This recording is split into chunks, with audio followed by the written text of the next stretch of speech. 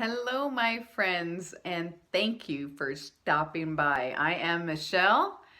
This is my channel, Upgrade in Progress, and this is my spiritual awakening and self-healing story. I've been divinely inspired to share this for some time now. I just wasn't sure how to share it or when to share it, and I had been meditating and kind of praying on what my next step was as far as business and what I'm going to do next in life. And lo and behold, a beautiful, kind stranger stopped by on Instagram and recognized my intentions and made the suggestion that I share this story. So I'm going to give him a shout out in the description. So anyway, on to the story, and I got to try to condense this so it's not a really long video because it certainly could be. So I'm going to kind of condense it to just some major chunks that happened, and what I broke down to was the first phase. I broke it down into like 3 or 4 phases. The first phase was disillusionment. The second phase was isolation. The third phase was self-love, and the fourth phase is kind of the rebuild or living our truths. And honestly, I really do believe that the phases can be likened to that of the transformation process that a butterfly goes through. I know that sounds really hokey, but there's been many times during this where I especially the isolation phase, felt very much like a cocooning phase. And what I'm experiencing now very much feels like a whole new transformation. So it does sort of feel like the butterfly phase. So anyway, in the beginning, the disillusionment, I experienced disillusionment, with governments, with politics, healthcare, education, society's expectations, other people's expectations. Just a lot of things started kind of really coming into my awareness, and it was almost like it was sort of knocking on my door to be examined. And the other part of that also, because I did mention the healthcare field, and I don't have anything wrong, I don't have anything negative to say anything about all of these entities. It was not them, it was me. Or I mean, some of it was them, but that's a whole nother topic.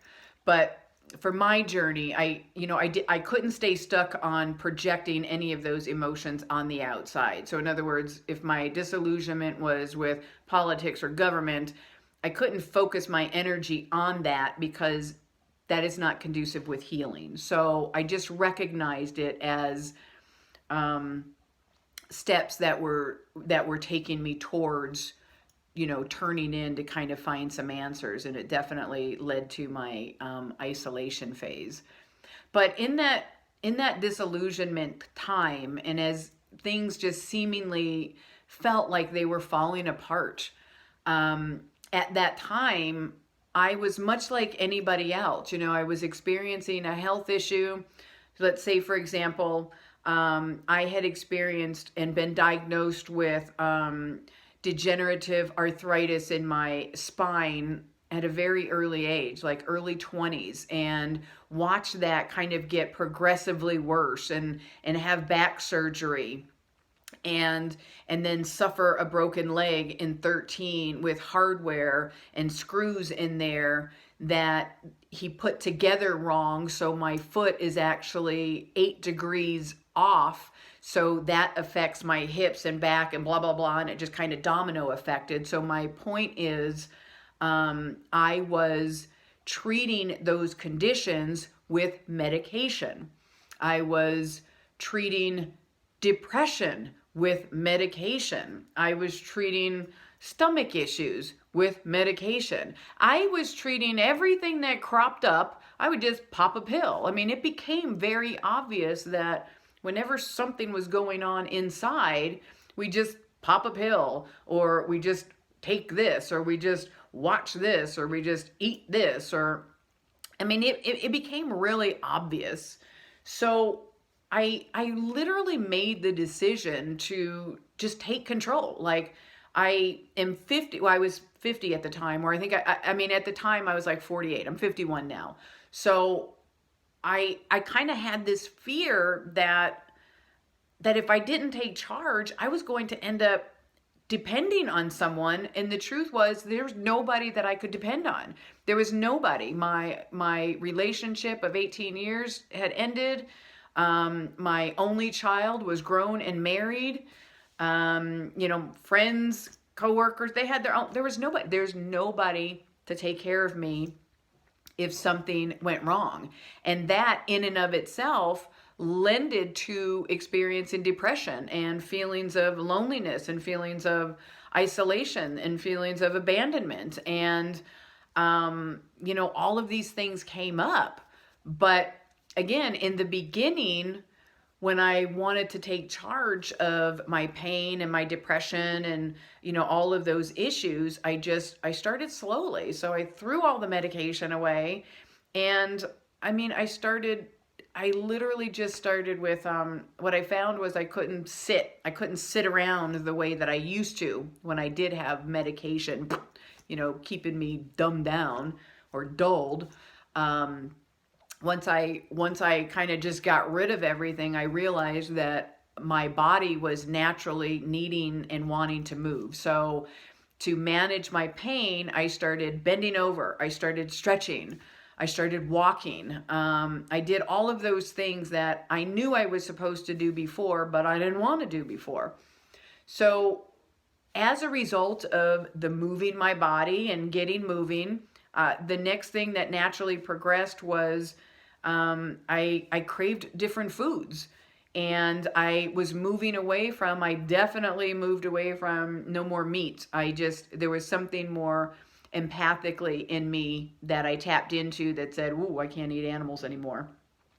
But there was also something occurring in my body as a result of moving it in ways that I never did, that I started craving very natural and raw food. So I ate a lot of fruit, and then I started recognizing that fruit was making my body and my feelings very elated. In other words, I was walking around going, oh my God, this fruit, I feel so good eating it. So that became like a breadcrumb to me. That became like a realization that once you start paying attention to what's going on, you can feel the effects. And it also started helping me realize that, there was some automatic processes that were going on inside of my body, and I was starting to tune into them. So that phase lasted a while. And as a result of some of that disillusionment, and really becoming aware of the influences that everything has on us, I ended up selling my house, leaving a 18-year relationship, and retiring early or quitting my job, however you want to look at it. I choose to look at it as retirement, and I was blessed to have the resources to be able to do that for a given amount of time. So that next step kind of really segued and transitioned into isolation and self-love. So after the disillusionment, after examining my own daily habits and rituals and routines and starting to get rid of those things that were not beneficial for me, I sold my house and quit my job and left people and left everything and moved out, away from and out of town, all by myself, just me and my dog. I had purged all my shit, and really just felt in my soul that I needed time alone to figure out what was going on.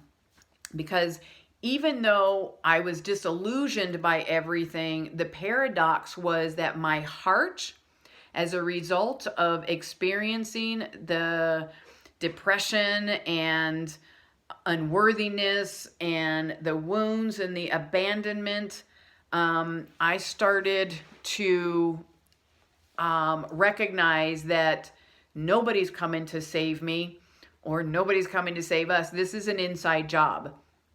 This is definitely an inside job. We have to be our own hero. We have to be the one to give us those things that we were needing. In other words, I was wanting love. I was wanting affection. I was wanting, support and encouragement, but it wasn't around me. And the paradox was I was that person. I was that person for others. I would bring the love. I would bring the encouragement. I would bring support.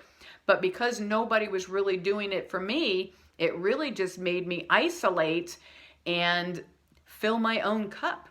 So during this phase of isolation, that's exactly what I did.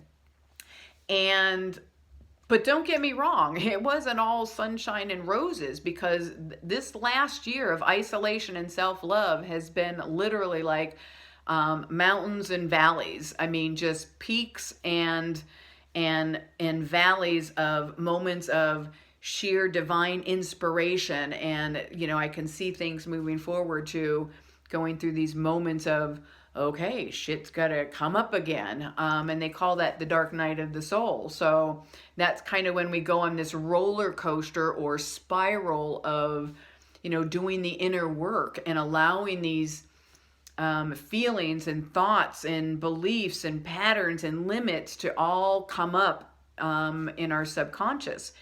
And for me, the way that was happening was because I started moving my body and I started doing yoga and meditating and quieting my mind, all of this stuff would kind of naturally come up. So I learned in meditation how to allow the feelings to come up, how to feel them, to heal them, and then have been blessed with, it's almost like emotions, the negative ones have a flip side. And so what I learned in meditation was that when I allowed these negative, darker emotions to come up and feel them, a couple minutes later in the same meditation, I would get a wave of bliss and joy or unconditional love. And I've now posted actually some videos, some self-healing videos, where you can actually see me experiencing and receiving some of these, we call them downloads, because we literally clear out our channel. Once you dive in, once you make that commitment to help yourself, heal yourself, love yourself, find out what's going on, it starts to clear the way to recognize that, holy shit, we're not alone. We are connected to source. We have a life force that is running through us that we can tap into. And that's really what I've been doing for the last, I got my first experience of that when I was still in the disillusionment phase. And I got to this moment of time where I was completely at bottom. I didn't know what to do. Life was just falling apart. I didn't know why. There wasn't any particular thing that I could say, this is what started it. It was just an overall wave that came through my life. So I remember in particular one meditation where I was just, I was suicidal. I was close to suicidal, and I clearly did not want to be. So I turned inward, and with everything in me, with every sadness, sorrow, love, everything that I could muster, I turned within and I just let loose. And I was, I asked God, I asked the universe, whatever's out there, that benevolent, I need help, because apparently I don't know how to play this game. I don't know how to win at the game of life, because it feels like I'm losing. There's nobody for me. There's nothing that I'm really looking forward to. I feel like my future's looking a little bit bleak. I need help. I need help. And that's surrender. And I wept. I cried like a baby. I cried like a naked, starving, cold baby. And I was just out there. Talk about being handed vulnerability. Holy shit. So I felt that. But again, this was the beginning of me realizing that once we allow these feelings, there's like a flip side to them. I mean, the flip side on that first occasion was after I felt it, after I felt those horrible, dark, lonely feelings, all of a sudden I was fully enveloped by the most incredible, profound, unconditional love I've ever experienced in my life. I remember, I mean, if I had a camera on me at that moment, I would probably have looked like this. I mean, it was probably very close to what they call a Kundalini Awakening, where I sort of felt it from the base of my spine all the way up. And it was sheer love. In fact, in that moment, it was as if I was wrapped in the arms of God. I knew in that moment, my life literally pivoted in that moment, because everything that I had just felt, I realized was coming from within and wasn't real. We're not alone. I wasn't any of those things. I am loved. I mean, it was that profound. It shifted me.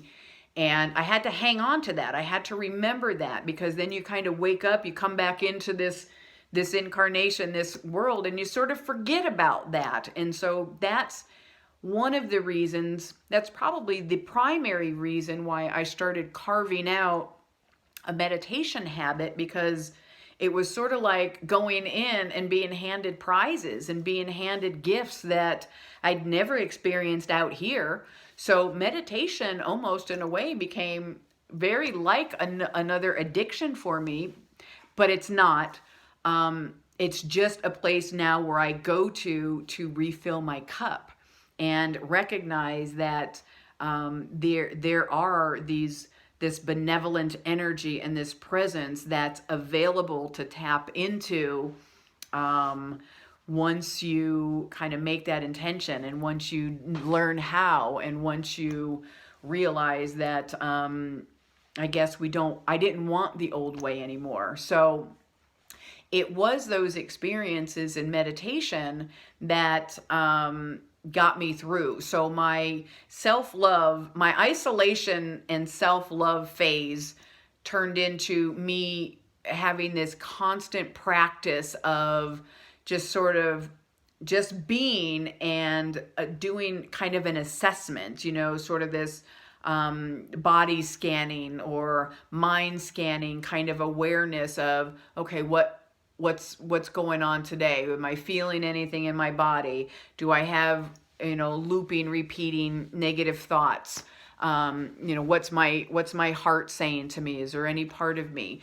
And that constant awareness, and then these practices of whether it's music or sound or meditation or or nature, food, good nutritious food that's good for you, baths, I go riding.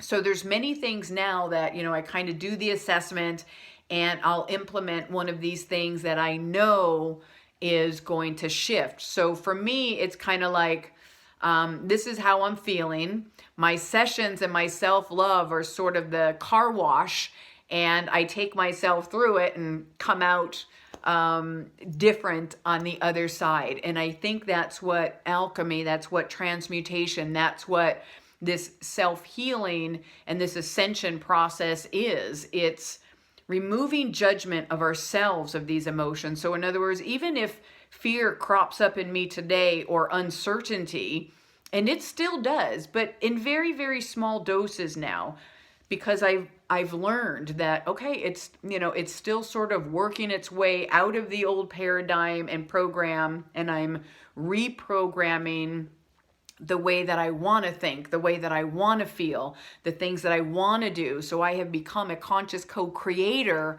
in the life that I see and that I want, but I'm still sort of dealing with kind of the old paradigms, like I said, that pop up from time to time. And that's kind of this phase that I'm coming out of now.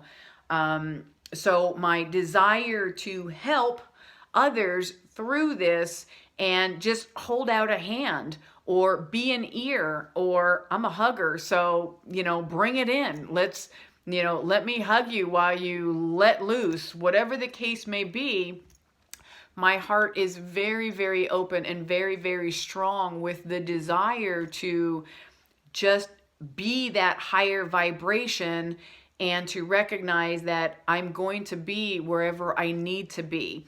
I keep taking the divine steps, and I get reinforced with, okay, I'm kind of getting inspired to do this today. And then when I do this, and then I go, man, that felt good. Like my website, I was not a tech savvy person at all. In fact, I used to put myself down. I used to say, I suck at technology. And I realized that that belief in myself limited me to, that's what I was always going to be.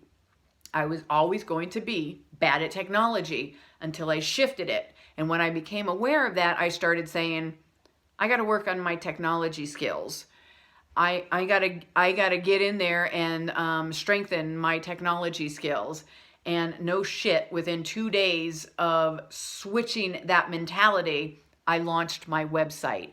And holy shit, when I hit the publish button, I cried. And I said to myself, you're doing it. You're doing it. You did it. You did it. It was one of those steps that I would have never thought that I could do. Now, that website and me, I'm still an upgrade in progress. I'm still tweaking and modifying it because I'm sort of figuring out this as we go.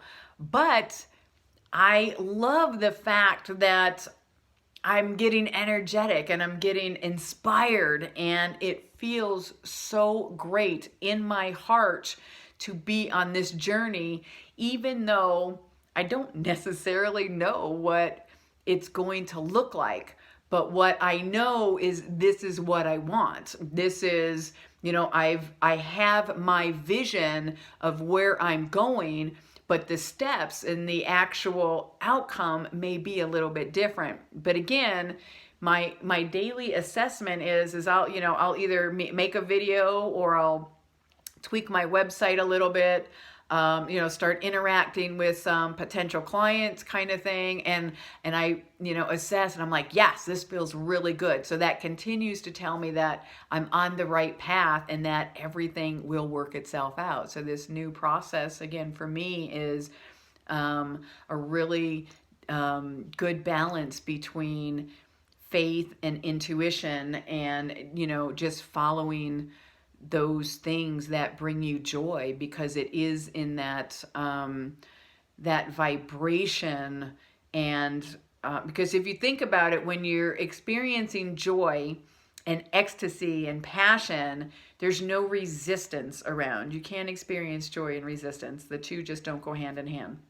So that's kind of that example of why when we're healing, we kind of push ourselves towards doing those things that resonate really positively in our heart, because we're taking ourselves to a place of higher vibration, which means no resistance. And it is a conscious choice, and we have to choose every day to move forward. And we have to choose every day to show up with love and what that means, because there is no falling back.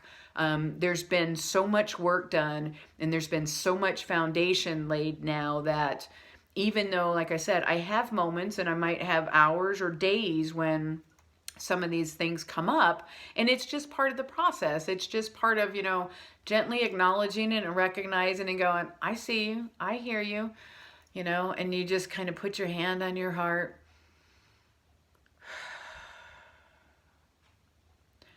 Take a couple deep breaths and love yourself back to wherever you need to be. We can do this, and we are doing this. And I'm proof, and I know that there's many out there who are going through this too, that there's proof that we are changing. And in my opinion, and I've, found others who believe that too, that we are almost in a way turning inside out. We're all finding this connection to source inward somehow, and we're bringing that outside of us. So we really do seem to be flipping inside out. And you look at it on a global level, everything's shifting. I mean, the poles are shifting, the, North and South Pole, they say those are shifting. So it is that micro and macro kind of transformation that's happening.